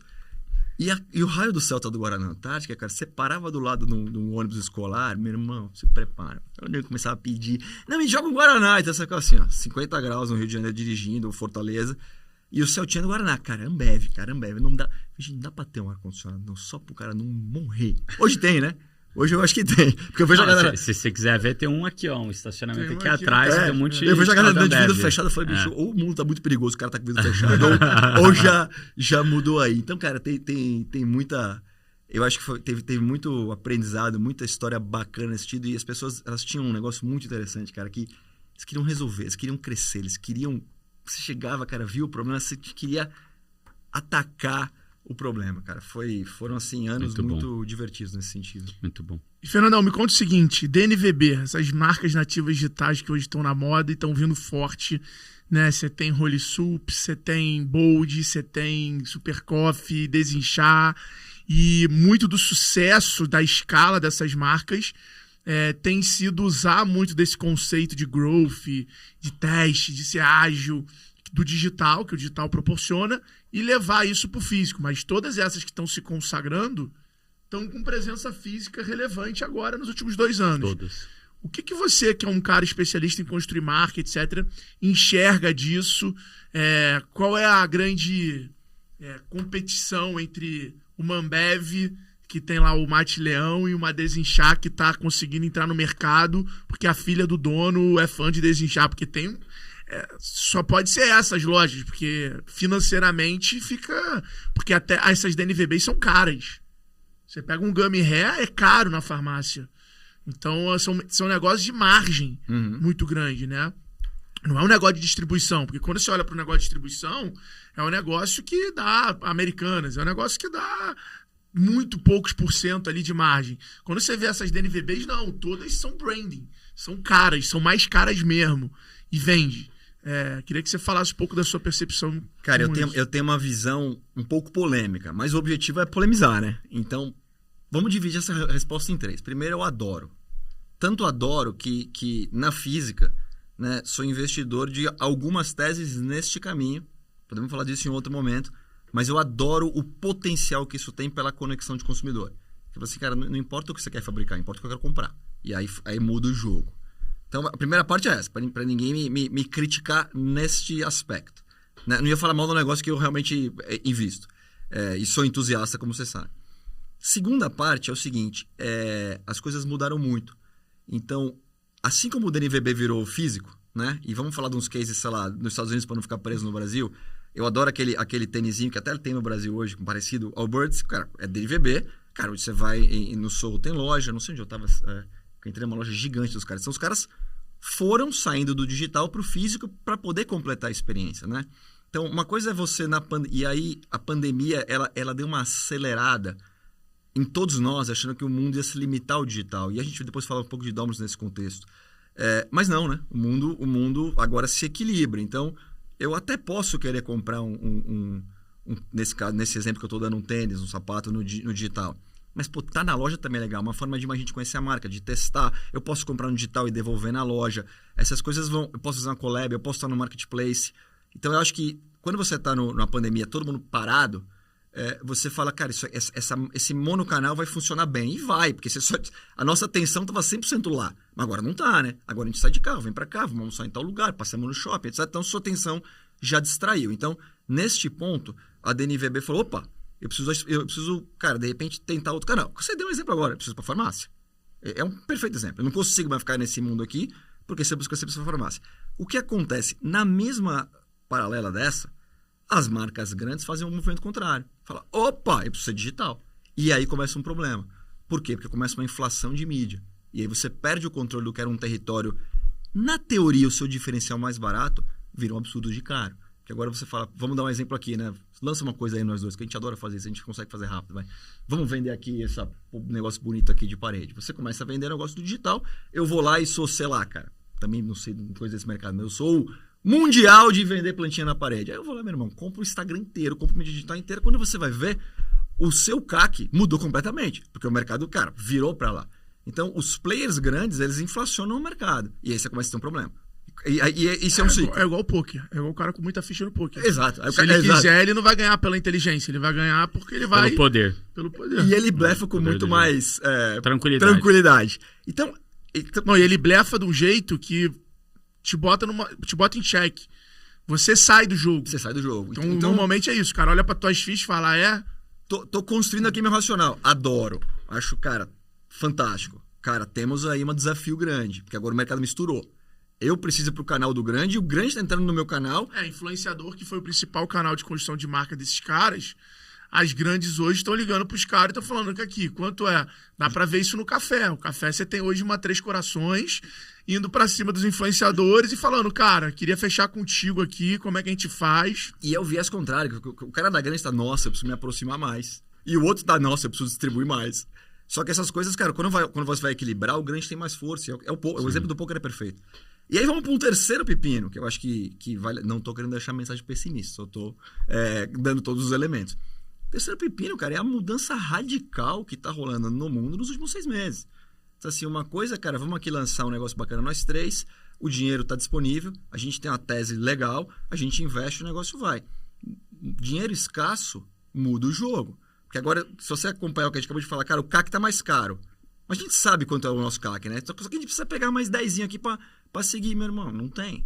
Então você tá no ambiente de CAC mais caro e dinheiro menos disponível. Então, eu acho que houve um boom. Acho que a pandemia mudou muita coisa em padrão de consumo. E isso fez a gente olhar pra DNVB e falar, cara, isso aqui vai bombar. E vai bombar. Óbvio que não, vai já bombar. Tá bombando. Já tá bombando. Isso é um fato. Mas precisa ficar de olho nessa readequação. As melhores, como sempre, cara. Eu só acho que tem um ponto. Eu acho que a maioria delas encontraram aí um desafio maior quando eles alcançam 150, 200 milhões. Que é? Não sei, mas... Você tá falando que esse é o teto. Não é o teto, mas é um ponto de inflexão fudido. O que faz os caras nascerem e irem para 20 milhões, 50 milhões, você vê sendo replicado. É isso. Agora, o cara bota 1 milhão no Google, começa a depois botar 1 milhão no Face. Holy Soups tem 14 meses, 23 milhões de faturamento, esse ano vai mirar 40. Ou seja, é o playbook. O influenciador, Facebook, TikTok, tal. Quando esses caras desinchar, Super Coffee, bate ali 180, 200, Boca Rosa, Virgínia, esses crescimentos cai para 10% ao ano, 15% ao ano. Porque muda o jogo, igualzinho que você falou que é um do Ambev. Exatamente. O que você fez até chegar lá não é o que vai fazer para te dar o próximo passo. E a mudança de maturidade que você precisa ter dentro da empresa mudou totalmente. Você mudou de nível. Não é que nem jogo de futebol. Você saiu da 4ª divisão, você está jogando a primeira com um time de 2ª, só que você precisava ter um time para jogar mundial. Tanto e se você não traz o time para jogar mundial, não entende a distribuição... Esse teu exemplo é muito bom das divisões. E eu acho que assim, o que eu tenho visto acontecer? 2 caminhos. O caminho da distribuição, o caminho da ousadia, que é o caminho acho que o Super Coffee está indo, que é o caminho tipo, vou para os Estados Unidos então, vamos ser global, vamos aumentar o nosso mercado endereçado. Você tem o caminho da Bold, que é o caminho do, vamos comprar a fábrica, vamos buscar eficiência, vamos, assumir o controle do nosso negócio. E você vê o caminho da Gummy Hair, que é, cara, vamos criar outros produtos então. Vamos criar outra marca, vamos criar outras coisas. Mas então, olha que interessante, esses são cara. as três direções que eu tenho visto. No final, você volta pra conversa que empresa é igual criança, né? Então, assim, o Nardon talvez o maior especialista nesse momento, nessa conversa. Cara, você, uma máquina de fazer até aqui você deu leite. Meu irmão, se você continuar dando leite, não vai funcionar. Exato. Aí você muda. Agora você tem que estar junto, ele vai engatinhar. Tá beleza, agora ele tá na escola. Agora ele, cara, meus filhos estão com 13, é outra conversa, outra discussão. Então você tem que entender bem qual que é esse momento que você para e reavalia o que você vai fazer. E não tem problema você tomar uma decisão, apesar de ser fora de moda, mas não é um problema. É que, de novo, eu acho que a gente está num momento que o mundo vai mudar completamente. Não tem problema você olhar para sua empresa e falar, cara, isso aqui tá bacana, cara. Eu criei uma empresa de 200 milhões com 15 de margem, legal. Se você não tem dívida e não tem investidor, você tem que repensar. Será que você vai conseguir levar para um bi? Talvez não. Não quer dizer que você não tem um puta negócio legal. Acontece que o mundo fez a gente... Tem um FOMO nessa conversa, sei lá, talvez 5 anos atrás, cara. Como é que o fulano levantou dinheiro e eu não levantei? Entendeu? Então agora você precisa... É um momento, cara, único na história de reavaliação das companhias. A gente viveu isso com o Bruninho, né? Que é mais próximo, nosso aluno do G4, da Super Coffee ali. Ele ficou numa de, pô, será? E tal. E no final, cara, a gente sempre que tinha oportunidade de conversar com ele, falava, irmão, para de viajar. Vai encontrar uma coisa que te dê tesão e que você vai gastar mais. Mas não faz sentido nenhum você querer dividir o bolo do jeito que tá, cara. E o cara às vezes tem uma companhia muito boa e fica com esse... Só que aí você olha assim, cara, se eu tivesse levantado todo aquele dinheiro, agora eu tava devendo pra todo aquele de gente. E essa companhia muito boa? Não é, mas muito boa. Exato. Mas, de novo, como tava todo mundo nessa, dívida, dinheiro, investimento e tal, você fala, cara, eu sou o único tonto que não tá... É a manada, É a manada de novo. É a manada de novo. É a manada de novo. Mas, olha, não existe, cara, assim, e por isso que é bacana você ir ficando velho também, né? Porque você vai voltando pra trás, quer seja na Ambev, quer seja onde for, e tentando ver que momentos isso ficou muito parecido. Difícil ver um momento tão especial que nem a gente está hoje, nesse mês de março, sobre, cara, reavaliação de rota de companhias, reavaliação de rota de time. Mas você diz isso por causa dos juros altos, por causa da escassez de investimento. Por que mais? Por causa da volta... Eu digo isso por 3 coisas, cara. Existe um fenômeno pós-pandemia de reeducação de mercado que mudou a vida de todo mundo. Mudou, assim, foi lá para cima, foi lá para baixo, agora está num novo momento. E aí eu vou dar um exemplo nosso, depois de continuar falando. Cara, pré-pandemia, Domino's, cara, bombava no delivery, bombava. Você fala, cara, o que eu vou pedir em casa? Ou é pizza ou hambúrguer vai chegar ruim, pizza vai chegar bom. Hoje, você fala, cara, eu vou pedir um ceviche, vou pedir um sorvete. É um negócio maluco. Você pede sorvete no delivery, cara, isso aconteceu em 2 anos. Então, mudança de comportamento de consumidor pesada. Taxa de juros e dinheiro disponível é uma readequação. Não está mais disponível o dinheiro. E aí tem uma terceira, cara, que a gente fala pouco, e eu acho que também dá outro podcast. Time. É a primeira vez na história que você tem um multigerações operando companhia. Então, o cara que acabou de se formar, que tem uma cabeça, o cara que nem eu, que já viveu uma história, o cara que nem vocês, que são empreendedores. Essa mistureba, cara, precisa... O home office e o escritório. Volta, não volta? Então, essa mistureba, se você não parar e falar, cara, como é que eu potencializo essa conversa, você, cara, vai perder uma oportunidade. Por isso que eu falo, não existe, Os cara. ingredientes mudaram, né? Tudo. Home office, escritório... Mas, ó, dessas 3 refeições... Consumidor mudou, time mudou e, cara, ambiente macroeconômico mudou. Hoje a gente para todo mundo na maneira que a gente faz tão bacana, que no Brasil faz bem pra caramba. E, cara, vamos colocar isso na mesa e readequar a rota, se é que precisa.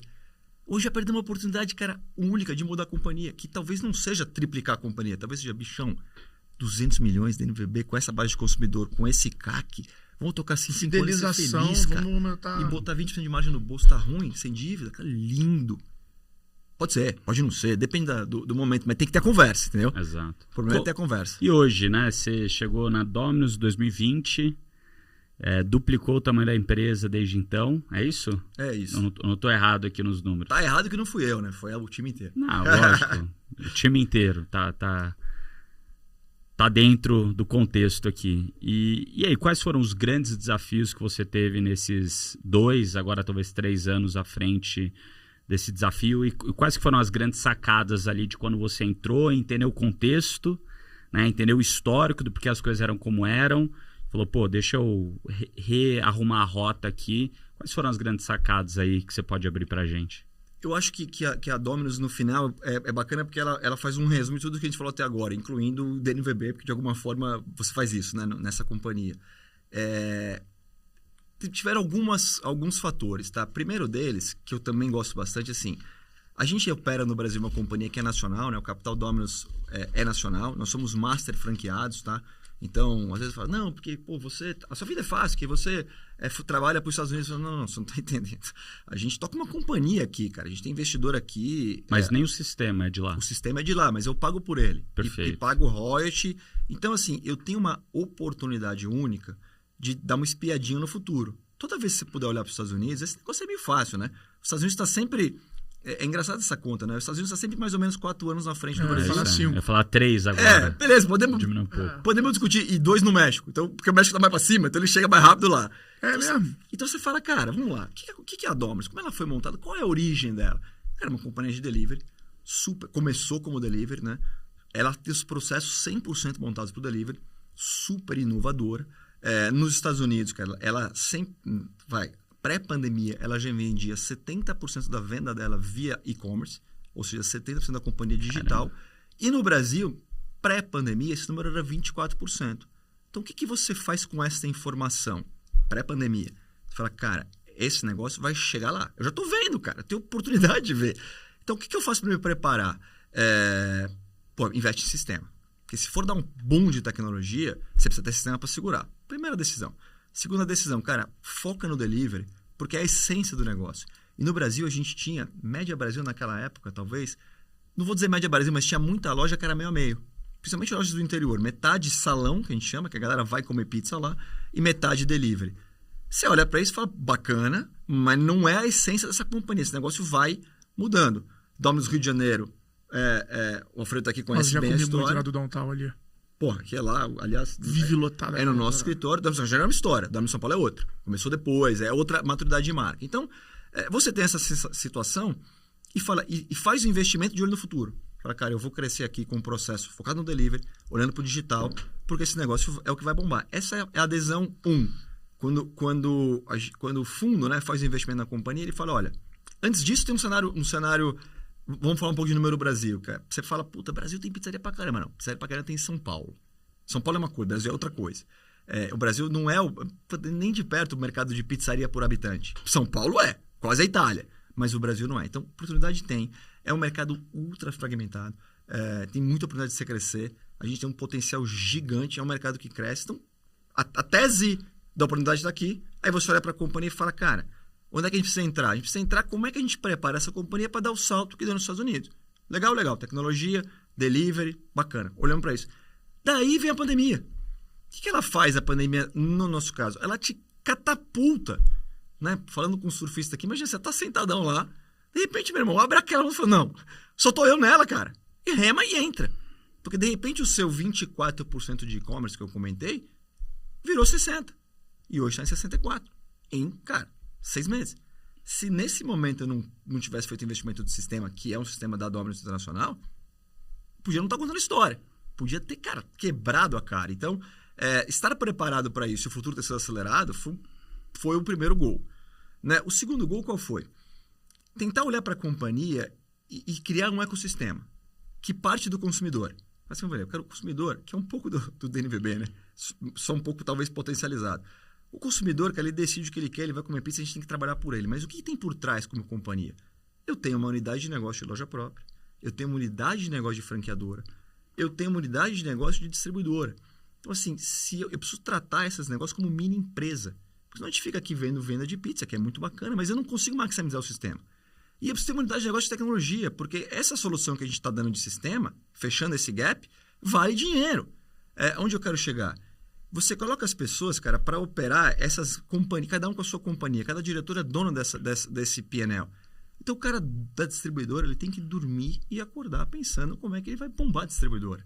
Ah, mas isso é fácil. Não, sabe por que não é fácil? Porque o meu franqueado, ele é obrigado a comprar o item homologado. Então, assim, cara, qualidade, cara, ele não se negocia. Você vai comprar, porra, o pepperoni, a calabresa dessa marca. Se você vai ou não comprar da minha distribuidora, depende da minha distribuidora ter um preço competitivo e nível de serviço. E aí você cria outra empresa. E foi o que aconteceu. Então, nesses 2 anos, com esse mindset, a nossa distribuidora, eu vou dar um exemplo, ela atendia 40% da base de franqueado. Hoje ela atende 98%. Caramba, porrada. Porque o cara tem que viver esse negócio. Fala, bicho, se vira, vai atrás de contrato. Se o franqueado não tá comprando de você, o errado é você ligar... Você tá comprando mal. Você tá comprando mal, alguma coisa tá acontecendo. Ele conseguiu comprar mais barato no supermercado da esquina? Pode acontecer, eventualmente, um dia ou outro e tal, mas... Pô, Todo duas dia. vezes? Cara, tá uma coisa tá errada. Então, a hora que a gente distribuiu esse negócio, a gente cresceu como ecossistema, né? E fez mais do que era esperado ser feito para a marca Domino's. Você quando você fala, pô, dobrou o tamanho, etc. Ela cresceu bastante em vendas, a gente cresce muito em vendas, mas a gente cresce como estrutura de companhia. Que é tentando consolidar esse ecossistema, que é o que eu acho que ficou tão interessante agora. Mas foi muito... É muito importante também colocar o contexto. Por que a gente teve essa possibilidade? Porque na hora que o mercado, infelizmente, né? Porque eu não gosto de ganhar da concorrência porque a concorrência se fudeu. Eu gosto de ganhar porque a gente é mais criativo, mais eficiente. Mas o mercado está travado. Então, o que a gente tomou uma decisão que foi ousada? Falei, cara, o que a gente faz agora? A gente para de investir ou a gente cria coisas novas, aproveitando que a gente tá na onda, enquanto a galera tá tomando o caldo lá atrás. E a gente optou por fazer isso. Cara, e fomos investindo, fazendo projeto, testando coisas, aproveitando, cara, tá tudo bem? Não tá, mas, cara, perto do relativo a gente tá muito melhor. Fase 2, entregue. Fase 3, cara, é esse papo que a gente teve agora. Opa, agora o que vai pintar pra frente?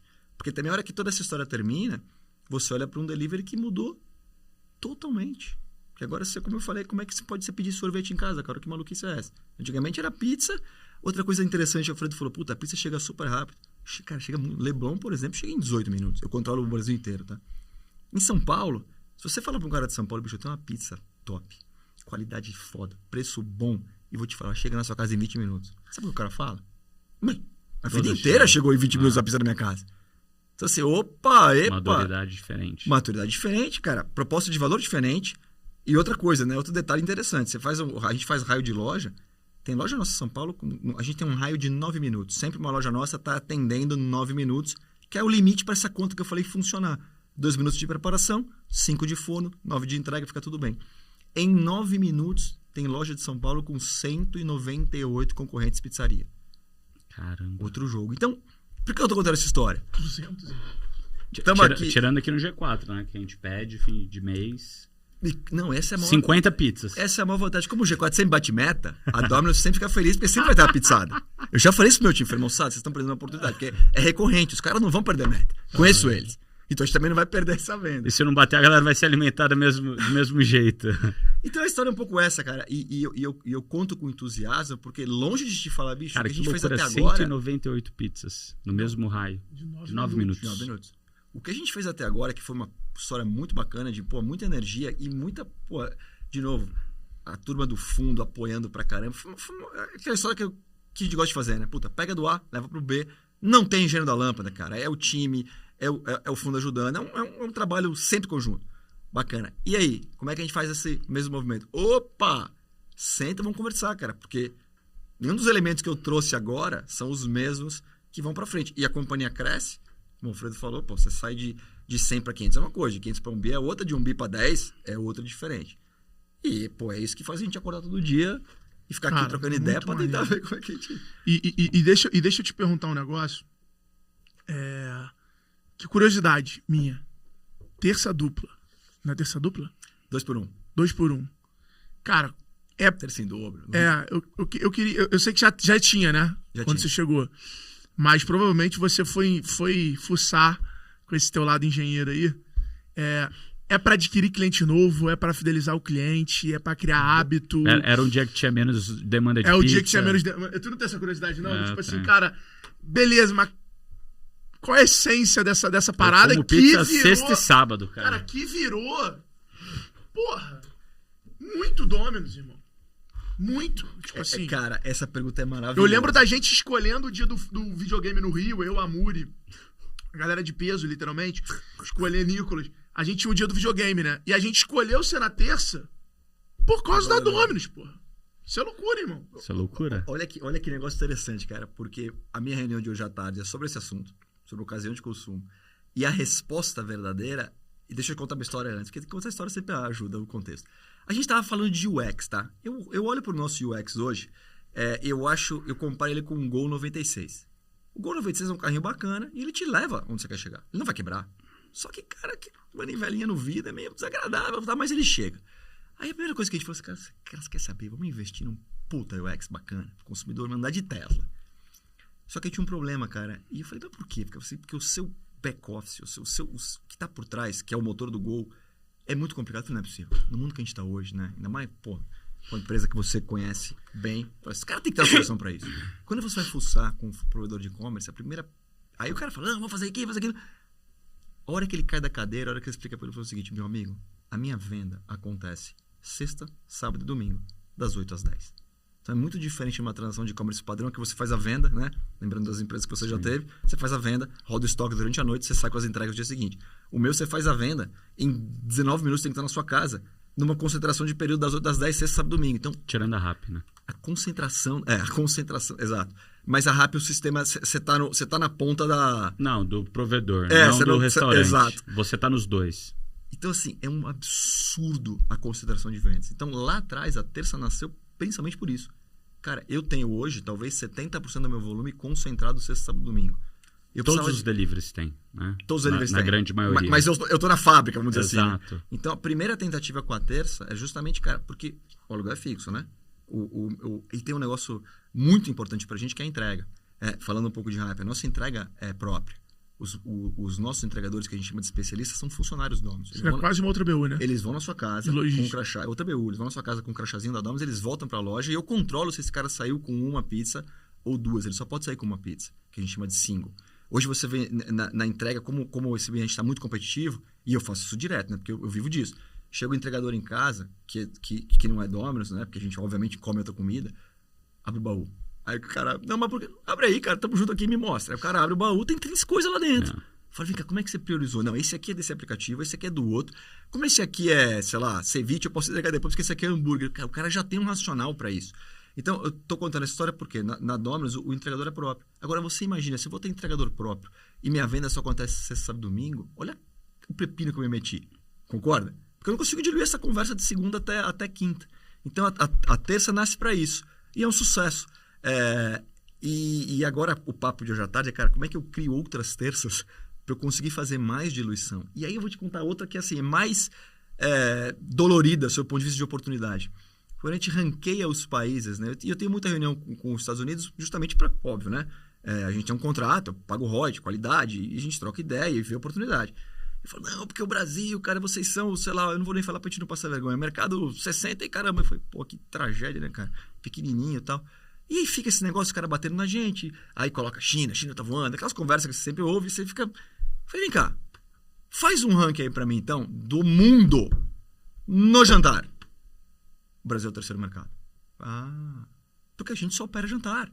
Porque no Brasil ninguém come pizza no almoço. Lá na gringa... Até a gente meter a mão nessa conversa aí, é difícil. Lá na gringa é comum. Mas então você vê... Que loucura, cara, que loucura. Então você fala, cara, existe um potencial de Domino's pra frente, ou de pizza pra frente, se quiser, pra poder não ficar no papo de Domino's.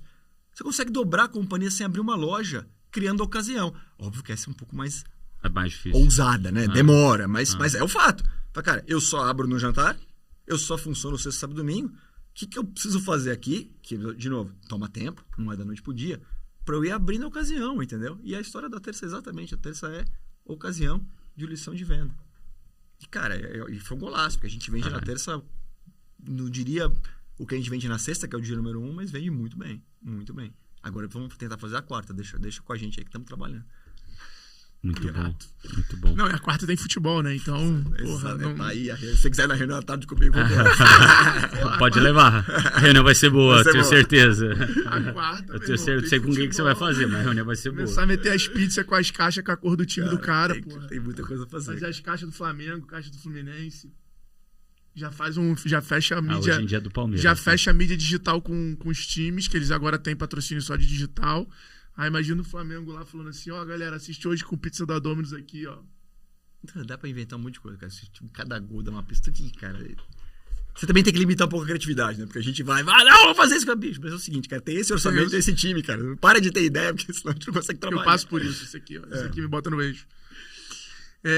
Porra, muito maneiro. Cara, eu queria que você falasse sobre MBA. Você comentou aí sobre o MBA. Qual é a sua visão hoje sobre MBA? Você faria? Cara, você vai indicar seus filhos a fazerem? MBA também tem uma visão polêmica. Eu tô mais polêmico hoje, porque segunda-feira a gente tem que abrir com mais energia, cara. Eu acho que o MBA, Pra mim foi fundamental, tá? Porque eu precisava tirar esse fantasma de, como o Nardon colocou bem, não queria falar assim tão abertamente, mas já foi, né? Fazer a faculdade nas coxas. Eu sinto falta. Eu senti falta em algum momento na minha carreira, quando você vai tendo mais responsabilidade, principalmente de olhar o PNL inteiro, de ter esse repertório financeiro. Falar, cara, não dá pra brincar aqui, não. Quando você tá numa empresa muito grande, esse negócio é bem interessante também, né? E não tem certo e errado, é estilo de pessoa. Empresa muito grande, você tem sempre um comparativo do seu lado. Você é sempre o cara que, nós dois aqui, você cuida do Rio, cuida de São Paulo, a gente ou se mata, dependendo da empresa, ou se ajuda, e olha o ranking, e vai um no outro. Quando você toma uma responsabilidade de PNL, meu irmão, é você com você mesmo, né? Claro, você liga para um amigo, a gente aqui manda uma mensagem no WhatsApp, se ajuda, mas, cara, é você. Você não pode errar. Tem muita gente dependendo da sua decisão e você é o final da decisão. Você tem que fazer o call. Então, nessa hora, eu acho que não que foi me dando uma insegurança, mas acho que eu podia fazer melhor com mais consistência. Então, a decisão de fazer o MBA foi em cima disso. Foi complementar algo que no passado eu falava, cara, isso aí, cara, é negócio de gente inteligente, cara. O negócio é trabalho e é trabalho. Só que, cara, poder juntar as duas coisas, de repente fica mais legal, né? Então, você começa... Por que na vida a gente precisa escolher ou? Meu irmão, eu posso trabalhar bem, ficar mais inteligente, conhecer mais gente bacana e, cara, o negócio vai somando. Não por mim, não. Pelas coisas legais que a gente pode fazer. Então, o framing é esse. Sabe qual que é a vida real, cara? É um momento de reflexão que você ganha pra você mesmo. Porque assim, em que momento da sua vida, aí eu vou chegar já se meus filhos fariam ou não, mas no meu caso, e talvez na sua experiência agora em Harvard, que momento você realmente para, velho, e reflete? Que momento eu teria a oportunidade de fazer uma tese de mestrado de Private Equity, que é um mercado que eu sempre quis saber, mas não tive tempo de aprender. E, cara, a empresa grande, eu não tenho nada contra a empresa grande. É que minha vibe é mais isso que a gente está falando aqui. Mas ela vai te consumindo com a agenda. Porque além do resultado do dia a dia, você tem um trampo, cara, político, né? De, peraí, cara, minha área, como é que eu falo? Como é que eu entro na reunião sem prejudicar você? Tem uma agenda que vai te consumindo. E te tirando um pouco desse foco que a gente tá falando aqui de, cara, puta, transformação, resultado e impacto. Então, nesse contexto, que momento eu paro, cara? Que momento eu reflito? E hoje eu paro pra caramba, cara. Hoje eu paro pra gente estar aqui. Eu paro pra tomar café com fulano. Eu paro pra tentar entender o que aquele cara tá fazendo. Você conversa com os clientes, né? Eu paro que em geral, velho. Essa tua... Eu falo assim, não, mas não é possível. Sua agenda não é só de reunião, não é nem a pau. 30% é reunião. Outros 30% é conhecer gente nova. O cliente me chama aqui, cara, eu quero entender também o que tá acontecendo.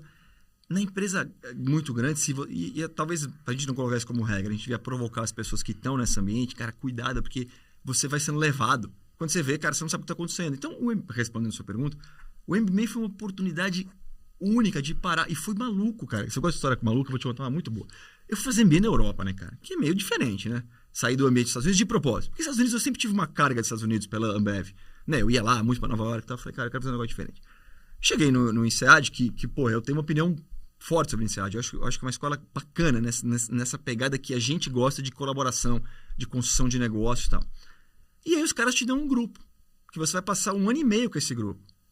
Meu irmão, aí eu tinha no meu grupo, sem nenhum preconceito, só para dar o exemplo, uma francesa, que era CFO não sei da onde, um maluco que era português, um cara que era italiano, que era mais parecido comigo, porque falava pelo menos, que morava em Singapura, uma indiana, e mais um outro cara do Google, que era assim, o cara falava algoritmo, nem entendi o que ele falava.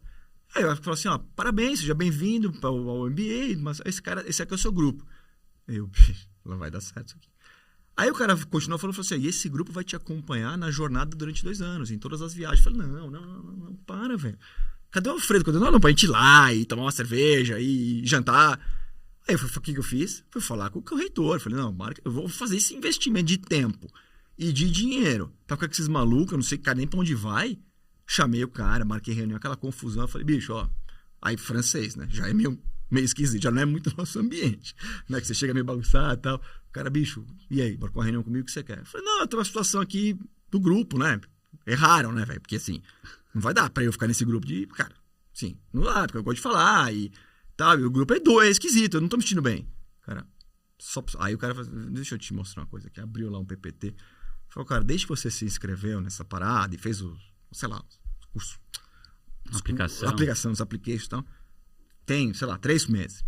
Há 3 meses tem 4 psicólogos, 5 no seu canal, 200 pessoas, o corpo diretivo, pensando em que grupo você vai cair. Então, você acha que isso aqui é uma piada? Você acha que assim, que a gente fez um sorteio de bingo? Ele não falou bingo, né? Porque nem sei se tem bingo lá.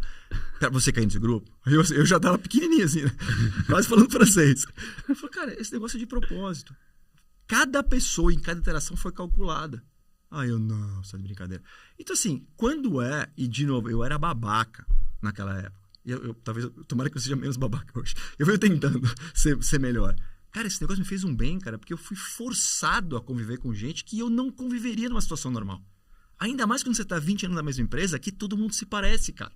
Então você acha que o negócio que tá certo é o que tá todo mundo falando, não é. Tem outra visão, tem outra pegada, tem o maluco que é na França que é diferente e tal. E essa CFO me deu uma esculachada, cara. No final, ela falou, cara, você tem tudo pra ser um CEO, mas você parece um vendedor de carro usado, cara. Aí eu, caraca, precisa falar assim com a pessoa. Mas nunca tinha... A francesa. Ninguém tinha me dado uma real dessa. Eu falei assim, então assim, pega as coisas, os seus elementos, trabalha neles, cara. E esse negócio, de novo, quando você vai ter uma oportunidade de tomar uma porrada dessa cara, no momento que tá, na verdade, no dia a dia, tá todo mundo querendo te agradar. Ou tentando ir pro caminho que você tá indo. Eu acho que é muito no G4 isso, né? Isso é maravilhoso, cara. É muito lá a imersão, os alunos entre eles ali. Pô, isso é maravilhoso. Então, de novo, não é o MBA, velho. E o G4 faz esse papel. É o tempo. Pô, aquele dia que a gente esteve junto lá, você conversar com gente diferente, você tem que dar tempo para isso acontecer. Para levar uma porrada dessa e, oi, cara, dá certo. Ou o cara tá fazendo um negócio diferente, você não tá vendo. Então é isso. No meu caso, foi assim, valeu o investimento por conta do como é que fala? Do conteúdo, também valeu. Mas o que eu mais valorizei foi, cara, o tempo que eu dediquei para dizer, cara, o que eu quero fazer da vida é isso aqui, cara. Tá mais com a minha cara, eu preciso mudar. Talvez eu não tivesse saído da Ambev, se eu não tivesse tido essa reflexão. Então, eu acho que é isso, cara. Eu acredito que grande parte da maioria das formações que você faz tem o mesmo propósito. O conteúdo, ele vai estar ali, vai estar em vários outros lugares. Que bom que você aprendeu, que você conseguiu interagir com um monte de gente, mas você conseguiria ter lido o livro também para ver aquilo. Tá ali, tá disponível, é verdade. Agora, as pessoas que estão lá e o tempo que você tira para refletir é o que muda tudo. É igual o OPM que eu tô fazendo lá em Harvard, agora é a mesma coisa. É igual quando a turma vem aqui no G4, é a mesma coisa. Quando você tira 3 dias, 4 dias da empresa para ficar estudando com gente legal, conversando e pensando no seu próprio negócio. É difícil, ainda mais quando você vai fazer um MBA, ou lá no caso que eu estou fazendo o OPM, que são 3 semanas por ano. Putz, é isso, né? Esse momento é do caralho. E vai além, né? E eu acho que o G4 faz isso muito bem.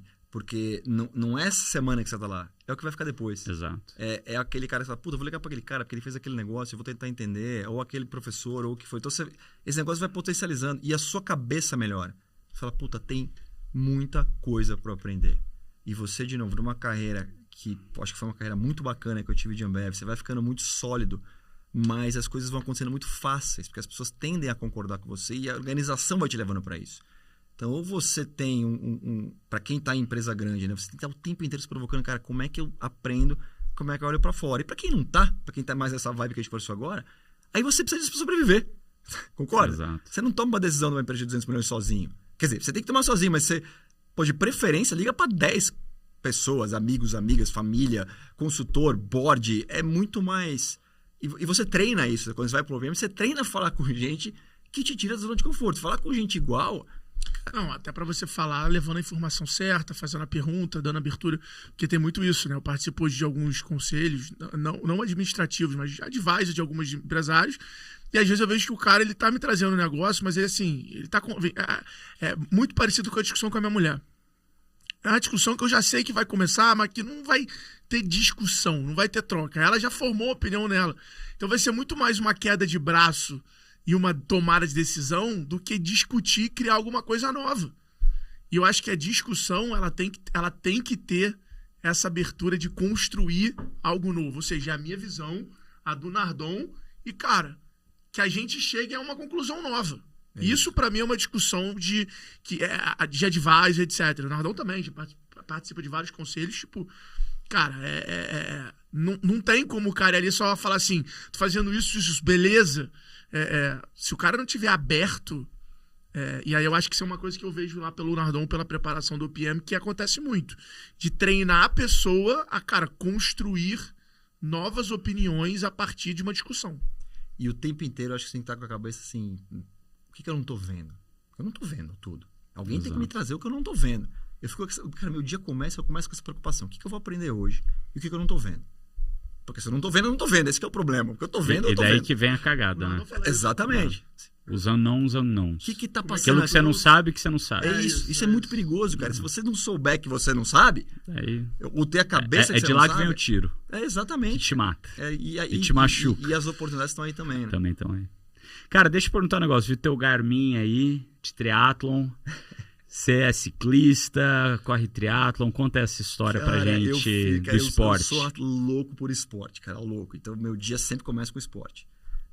Agora que eu tenho a felicidade de ter esse torneio no Rio de Janeiro, corridinha na praia, pô, entrar na água, meia horinha ali, muda o jogo. Eu fiz 2 meia Ironman, sempre pedalei a vida inteira, comecei a correr, sei lá. Cara, triatleta, ele é médio ruim em tudo, né? É isso que o cara nada mal, pedala mal e corre mal. Se ele fosse bom, alguma coisa, ele fazia só aquela coisa. Então eu fiz 2 meia Ironman, fiz bastante triatlon. Cara, eu gosto muito de bike, desde essa época eu sou ciclista raiz, eu não sou ciclista da pós-pandemia. Sou ciclista da época que ia pedalar aqui na Marginal, que saía atropelando as capivaras, não era? Agora tem café, cara, não, vamos pedalar na Marginal, tem um café bacana. Eu falei, bicho, quando eu ia aí era buraco, capivara, risco de cair no rio. Eu gosto pra caramba, cara, eu gosto muito de bike, ciclismo, e eu acho...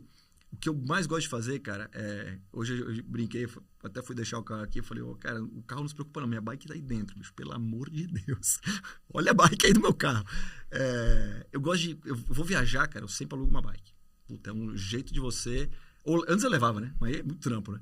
É um jeito de você conhecer o lugar e pegar uma energia. Reunião importante, corrida antes, sempre. Cabeça abre, esse cara, eu preciso falar aquilo. E várias vezes eu tô no meio da corrida e falo, puta, peraí, preciso anotar esse negócio. Dá uma paradinha, anota. Meu dia começa cedo. Como que é a tua rotina de treino hoje? Cara, eu faço musculação, eu não faço mais nada hoje, né, de prova. Uhum. E eu tomei uma decisão, falei, cara, eu não posso mais ter pressão na minha vida. Porque quando eu entro no negócio, eu fico me pressionando. Falo, puta, agora eu quero melhorar o tempo. Não dá, cara, eu preciso melhorar a PNL, precisamos crescer domes, precisamos, fazer... Tem muita coisa para fazer. Então, eu montei um esquema que é o seguinte, se eu quiser fazer uma prova, eu tô preparado, sempre. Então, outro dia eu fui correr uma maratona, acho que foi em Londres. Eu tava em Londres, sem querer, tinha meia opa, vou correr. Eu não tava treinando pra minha maratona, mas completei. Então, é essa a vibe. Apareceu uma prova de ciclismo bacana, vou fazer. Cara, vou chegar em primeiro, nem quero, mas quero completar. Então, eu tô sempre nesse limiar de, cara, eu não tô parado, eu não sou top 5, mas eu chego aí. Então, eu pedalo, sei lá, todo final de semana eu faço mountain bike, que, puta, essa é a vantagem de morar no interior.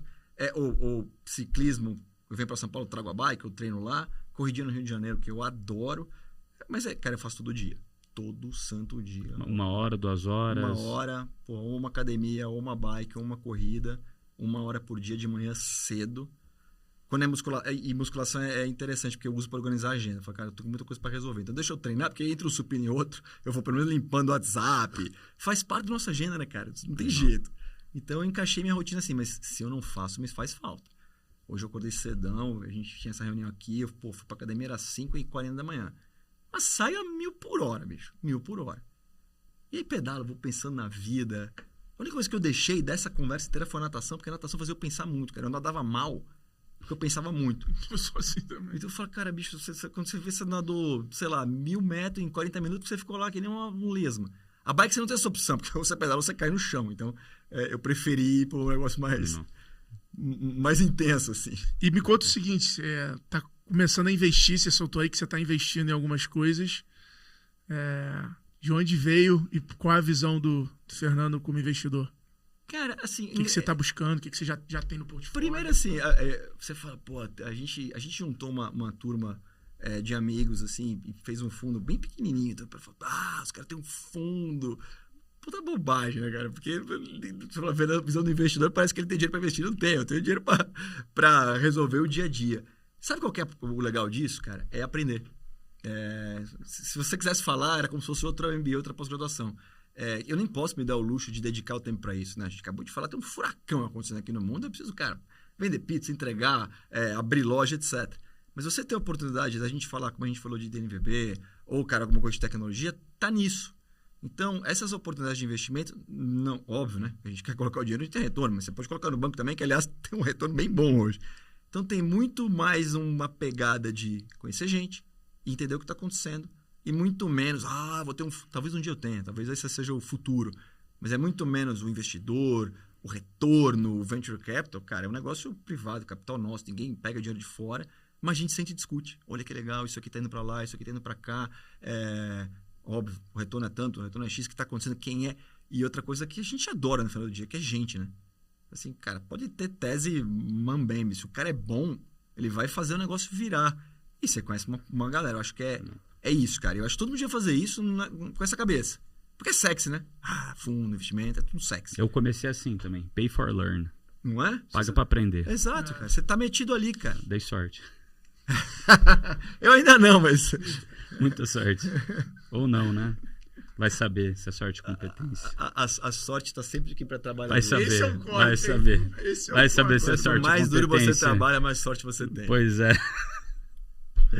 A pergunta, aquela pergunta. Se você tivesse o superpoder para acabar com um problema do mundo, qual problema você acabaria? E não fala fome, porque era só tu sair distribuindo pizza. Não falo fome porque eu vou cair naquela do Elon Musk lá. Então, beleza, quem tiver a resposta aí eu faço. Cara, educação. Sem dúvida, educação. E é o que eu tento fazer no meu universo em casa, assim. Eu fico... Né, eu com a Natália, que a gente falou bastante dela, falei assim, pô, a gente tem 3 crianças aqui. Eu queria ter mais um. O Nardon ainda pode ter 4. Eu quero ter mais um. É a nossa chance de melhorar o mundo. Vamos lá, Amanda. E eu não tenho nada, pelo amor de Deus, não tenho nada contra. Não precisa ser com filho, obviamente, cara. Pode ser pro lado, pode ser... Mas se você resolve a educação, você tá cuidando do futuro. Porque, infelizmente, cara, o que a gente tá fazendo juntos aqui é muito legal. Mas não vai mudar o ponteiro. A não ser que você tenha a disciplina de cada vez fazer um pouquinho melhor, cada vez fazer um pouquinho melhor. Por isso que eu dei aquele exemplo do trabalho, cara. Ninguém pode estar frustrado em casa com a família, cara. Porque a chance que você tem de distribuir, não precisa ser família, pode ser amigo, pode ser o que for. Você tem que você tem que distribuir o que você sabe para melhorar o mundo. E eu me policio para fazer isso. Mas eu acho que está na educação. E não é necessariamente educação técnica. É o acesso à educação básica. E talvez eu fosse um pouco cético com a sua pergunta. Eu não acho que nada resolve o mundo hoje. Mas eu vejo um belo potencial de resolver no futuro. Se eu tivesse que escolher, eu acho que eu ia para o futuro. Porque no presente, talvez é uma visão um pouco mais egoísta. Cara, eu estou fazendo o que eu posso. Você está fazendo o que você pode. Claro que se a gente puder fazer mais coisa, alguém falar, a gente vai fazer. Mas eu acho que o futuro tem mais chance mais potencial de ser bem resolvido. Muito bom. Animal. Muito bom. Animal. Qual foi o dia mais feliz da tua vida? Hoje tá um dia maravilhoso, cara. Apesar da chuva e da marginal, a gente tá aqui falando disso, é muito feliz, cara. Eu tenho muito dia feliz, cara. Quando meus filhos nasceram, quando eu cheguei no Brasil... Qual foi o maior extremo da tua carreira? Pô, eu acho que essa mudança pra Colômbia foi um extremo, foi improvável, porque qualquer um poderia ter dito, bicho, você já tá aí, você já é o presidente, sei lá do quê. Pra que você vai se incomodar? Pra que você vai voltar? Pra que você vai passar pelo nervoso do cara te dar um carro e depois de 2 minutos tirar porque você não tem cargo? Foi um choque, cara. Foi o melhor choque que eu tive. Falei, peraí, cara, eu era mais feliz aqui cortando o mato. E isso me reinventou. Então, acho que foi um choque legal. Voltar do México pro Brasil foi uma decisão difícil, né? Eu nunca tinha feito entrevista. Eu trabalhei 20 anos numa empresa, cara. Então, meio que eu apostei num sócio novo. Que, pô, eu fui muito feliz na aposta. Então, também foi uma jogada interessante. E é legal você olhar pra vida, né? Quais foram esses... Não pode ter um, são vários, cara. Vários momentos que você podia ir pro A ou pro B. E, cara, você tem que refletir as coisas que você tem como valor, dividir com quem você confia, cara, e pá! E vai dar certo, cara, porque... Como é que foi esse papo com o pessoal quando você saiu de 20 anos? Cara, foi esquisito. Não, eu acho que, de novo, as pessoas também mudaram. E dentro desse contexto que a gente falou, a cultura mudou. E eu fui me conhecendo mais. Se conhecer também é um negócio muito importante, né? Que a gente tem que gastar tempo pra isso. Cara, eu não curto muito essa vibe da politicagem. E eu admiro quem faz. Eu admiro, porra, o cara que é executivo e ganha bem e tem um mérito. Mas eu prefiro pegar essa encrenca aqui e falar, meu irmão, como é que a gente vai resolver a quarta-feira junto aqui, nós dois, mais o cara do marketing, ligar pro Nardon, ele tem uma ideia, vamos nessa. Eu prefiro essa pegada. Então, eu acho que, como a empresa foi mudando muito, eu não tinha mais a Ambev que eu entrei. Quando eu estava no ápice da minha carreira, eu tinha outras coisas, mas eu não tinha mais aquela pegada que foi que eu entrei. Aí volta naquele papo da cultura. Faz uma reflexão, cara, porque você tem que estar na vida para ser feliz, cara. Então, pô, será que tem a oportunidade de ser mais feliz em outro lugar? E as coisas mudam e você muda também, né? Fala, pô, agora eu fui fazer um negócio de private equity, eu acho que minha pegada é empresa média, cara. Essa é a minha tese agora. Pode ser que lá na frente vire para menor ainda, pode ser que a média fique grande e eu preciso tocar. Eu não sei, mas eu acho que foi muito mais uma construção. Não foi, cara, do dia para a noite eu tô saindo. eu já não estava com a mesma performance que eu tinha quando eu entrei. Obviamente a gente sempre vai performar, vai dar tudo que a gente puder, mas você tem que estar, cara, como você falou no começo, eu tenho tesão em entrar nessa reunião que o objetivo dela é eu não brigar com ninguém. Não, eu tenho tesão em entrar numa reunião para resolver e fazer essa parada dobrar de tamanho. E é isso que a gente vai discutir. E eu não tenho nada contra quem entra na reunião para não brigar, faz parte do jogo. Mas é o que me dá tesão, entendeu? Muito bom. Boa. Mais alguma coisa, Bruno Nardone? Não, como faz pra te seguir no Instagram? Qual é teu arroba aí? Olha, ou no LinkedIn? Meu Instagram é FeSoares7, mas aí você tem que estar preparado para ver meu cachorro. Então, minha vida ali, cara, é como eu vivo. É acordar, andar de bike, tem que estar disposto a cair nessa. E meu LinkedIn, né, que é Fernando Dias Soares, aí eu vou um pouco mais técnico. E aí eu tenho trazido muita discussão de futuro do trabalho, as coisas que eu acredito com a questão de time, de híbrido ou não híbrido, de provocação de geração de valor. Eu acho que é um mantra que eu tenho feito no LinkedIn. Cara, a gente tem que ensinar todo mundo o conceito de geração de valor. Você ganha valor quando você gera valor. Você distribui valor quando tem valor gerado. Eu acho que é um papo importante de ter. E como eu falei, né, tentando fazer um corte de fechamento, é um momento único de encontro de gerações num cenário macroeconômico desafiador.